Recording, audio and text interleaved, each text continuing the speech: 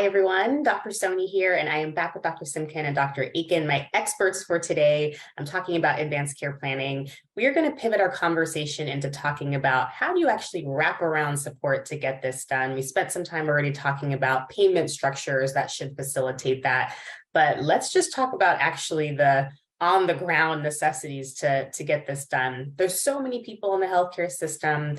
Dr. Aiken, I'm going to start with you. Can you talk me through what are some of the roles and responsibilities of folks? Health plan, delivery system, individual provider, how do people pass the baton? Who picks it up where? Yeah, I mean, when you ask that question, I kind of think of the question of, what's the best test to do to check for colon cancer? And the answer is it's the one that gets done. And so, who's the best provider, who, what, where, when? I think we all play a role in supporting, the availability of this and the option for people to take advantage of this service. And so, I do think that there's challenges in each area, right? And so, and having been a practicing clinician for many years in primary care, doing advanced care planning, along with all of the other services that you were talking about and trying to get it all done, it is a challenge. And so, I also am very much involved in doing population health management now as well, and see that there are, different ways to do things than necessarily, putting it all on the shoulders of the primary care physician. So I don't think that we should take it away from the primary care physician, but I think, if the primary care physician teams are struggling to get it done as individuals or as a system, there could be and should be other mechanisms, that kick in. And so a health system could, have a population health approach to this. And so they might, or even kind of think of it as a specialty service or a service line, perhaps, so that the primary care physician could do that themselves, or they could refer the patient to the palliative care or advanced care planning service, which might be part of the end of life palliative care hospice continuum. And so I think there are different ways, that we can support this getting done on the provider side, on the health system side. On the health plan side, I think that, I do think that there is, there is concern about the impression of a health plan trying to promote advanced care planning. And I'm aware of that and sensitive to that. And honestly, I think at this stage of the game, I don't believe that health plans should be directly providing this service. I do believe that there are experts in this area who are very skilled and can do this very well, and that we could make those services. We have vendor partners in many other areas doing work of the health plan, care management, et cetera, different things for different health plans. But so a vendor partner that does this service that we could refer members to, I think is a good option. And so it creates a separation between the health plan and the service that the member is getting, but the member can still get it and feel confident and comfortable that we're not trying to do harm. It's so interesting that I love the way you've laid that out. Patient-centered care looks different for every patient in some ways, right? We assume that it has to happen with the individual provider, but some folks want a tech enablement and want to do that on their phones or on the app. Some folks want to sit down with their family members and have a paper document, and other folks want to talk through it, and actually being able to facilitate all of those different ways to do advanced care planning. And to be honest, receipt of care generally. I mean, I think we all saw in the pandemic that people engaged with our healthcare system in an entirely different way. And we were sort of shocked that folks were totally fine, in some ways, not in all ways, but in some ways for the telehealth model. And so I love that push that you just gave us, which is it's whoever can get it done. And that will depend on the patient and the patient's context and the patient's preferences. Exactly. Dr. Simkin, share your thoughts. So our group basically advertised the existence of the advanced care codes and said, is anybody interested in getting the group to be more aware of this? So I've been doing advanced care conversations since the beginning of my career. I guess I felt comfortable. And the notion that came out fairly quickly is only people who are comfortable with these conversations are going to have the conversations. So the committee decided that we do an educational piece. And we went to each of our 4 centers at lunchtime, provided some lunch, and tried to educate people about why this was important and why we thought this was an essential part of planning, and said, there are these codes that are associated with it, and this is how we do it. But my push has always been, this is good medical care.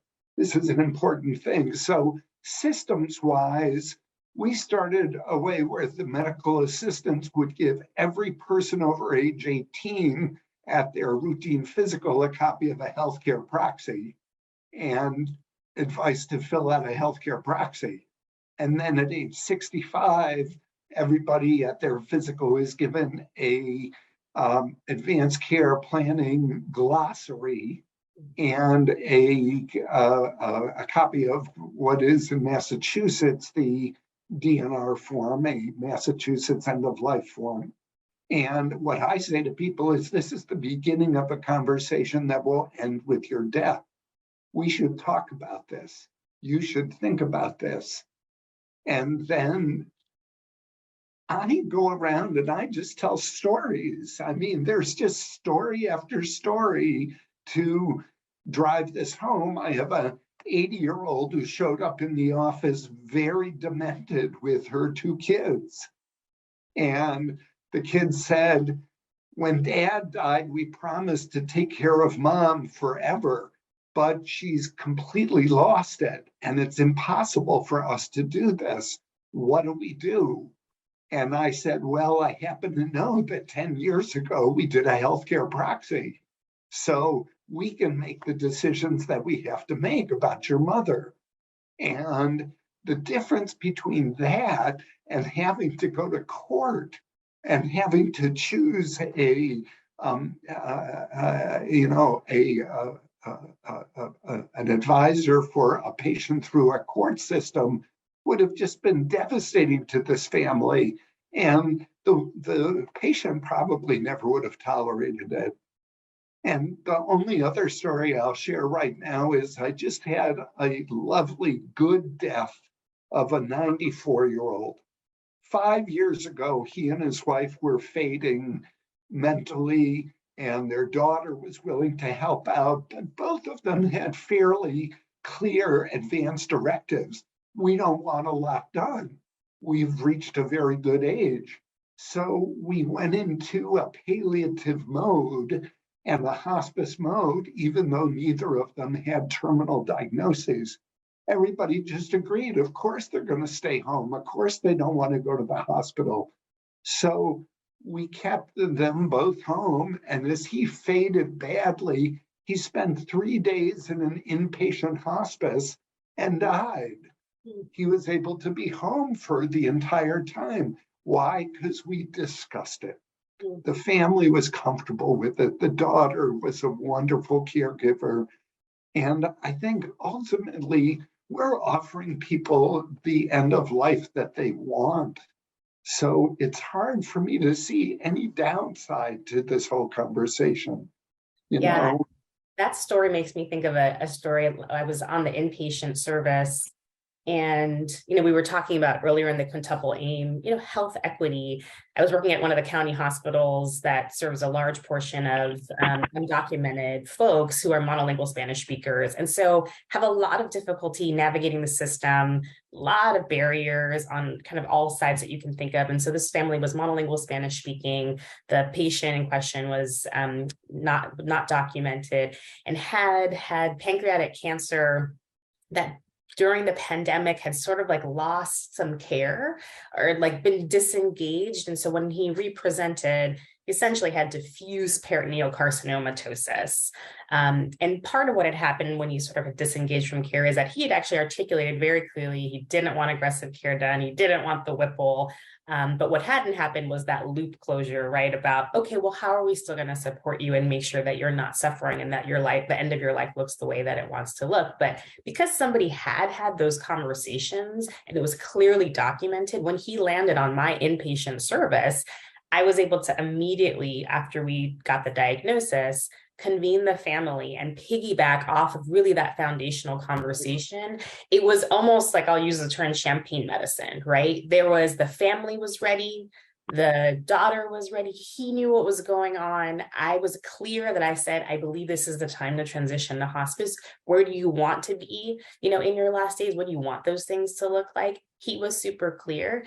And I hate to use the word people were happy with the outcome, because who's happy with an outcome like that? But it couldn't have been any better given the pieces that we had. And so I totally agree with you. This idea that it's continuous, it's all of our responsibilities. It starts maybe in the clinic, the specialist does it too. It's all hands on deck, whoever can document it. And then if you happen to land in the emergency room or inpatient or ICU services, that really people can keep it going through all of those parts. So you're right. The storytelling is so, I think, powerful.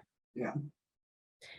I'm reminded again of a 90-year-old guy who had a foot amputated, and his wife called me and said, would you tell them to stop what they're doing? I said, what are they doing? He's at a specialty hospital getting a amputation. She said, they're doing too much. He doesn't want that much. He just wants to be let go. So I called the head of the intensive care unit and said, you're doing too much. The family's upset. Can you please work through this better? He lasted 2 more days and they let him go. But it's the communication. So part of the question is how do you transfer this information? It doesn't always work well. It doesn't. Yeah, let's talk about that a little bit more, because I actually wonder if there is a role for folks like health plans or broader systems to think about making sure that that information is there at the right time, in the right place with the right provider. So Dr. Aiken, talk to me about what are some of the ways that can be done. And I think, to be honest, out of the box thinking is what we need. The way we've done things in the healthcare system is not the best way. So pushing us to think about other means, I think, is the right direction. So Dr. Aiken, talk to us about that. Yeah, I don't have the answer. I wish I did, because that it still is an issue trying to make sure that that advanced care plan is in the right hands at the right time, as you're all just discussing and highlighting. So what can be done? I do think if it's done in the context of the health system, the doctor in the health system, it gets entered into the emergency, into the electronic medical record, then there's ways to assure, within the context of that system, that it gets in the right hands at the right time. And I'm not the one to know all of the details of how to make that happen. But when you think about the other side, like the health plan model, and with a vendor partner, for example, I think that they're, first and foremost, if the member can help to assure, I think that's great. It's in their best interest to do, and if it's highlighted with them that this will only work if it's in the right hands, the provider, and if you could get that there, that would be magnificent. But I do think that there are electronic means of moving information, and with the permission and consent of patients, of members, of people. I think that electronically we can do wonders. And so to be able to get that information to the provider, into the electronic medical record. And I do think that while health plans do, in the context of care management, get medical record information to review, et cetera, I still think that it's not the time or place for health plans yet. I think going into the future, as we see more integration between health plans and health systems, that sort of issue will start to melt. But I think for the time being, if the vendor partner has a repository, there are other issues too, other ways, repositories of these, so that can be accessed by anybody at any time electronically. So I think people smarter than me are coming up with very creative ways to assure that these things are in the right place at the right time. Yeah, I will not purport that I'm smarter than you, but we are thinking a lot about this on Vital Decisions, and the electronic transmission is absolutely right. I mean, we've toyed around with ideas like a QR code that's in everybody's wallet, right? So any provider then can scan it and actually access it. I mean, obviously the documents that we fill out are stored electronically and can be pushed and have integration with EHRs and HL7 connections, and the patient and family members themselves can pull them down, can be pushed to the physicians. We're helping patients upload through the patient portal in the EHR too, once it's an executed document. So again, you're not dependent on like carrying in a physical form, but then someone's got to scan it in medical records. So you're right, it does take kind of a Swiss cheese, like make sure you plug all of the holes kind of a model, but I think it definitely can be done. And you're right, the empowerment of the patient themselves too, to say, no, this is my document. This is what I want. My doctor told me like to make sure I bring this to you, or that I help you access it is a part of it too, because their health, their body, their lives. It exists. Click here to access. Exactly.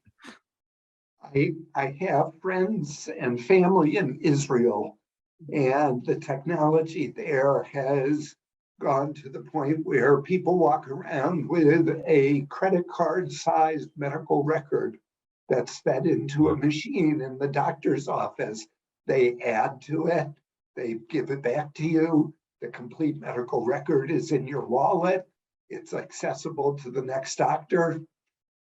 Wow. A proprietary system grew up in the US instead of a governmental national system. And so we don't have systems that talk to each other well enough. So those are the problems that I see. But I agree with Paul. Let's get the patient empowered to share this information and be clear about it.